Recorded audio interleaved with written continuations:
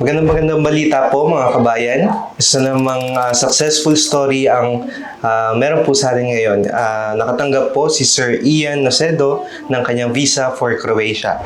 Yan. So congrats po Sir Ian. Thank you. Yan. At gusto ko lang po itanong kung kamusta naman po ang pag-apply po sa GCD?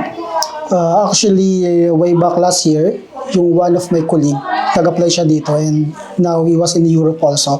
And I tried to reach him out kung saan siya nag-apply. So he told me about GCD and then he just gave me on the details about Facebook. So I just tried to browse and make a little backgrounds. Then I reached to Miss Princess. I sent message personally and then she just told me about all the details to be presented on the interview. On March this year, I got an interview and after a few days, I received a message that I was passed on that interview and then, so that's it.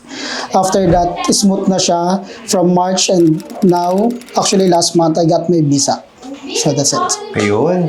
Buti hindi naman po kayo nag-alangan sa process sa GCD. Actually, since nalaman ko siya dun sa katrabaho ko dati, nandun na rin naman siya sa Europe and yun nga, nabigyan na rin naman niya ng background. So kaya, no hesitations, tumuloy-tuloy na rin ako.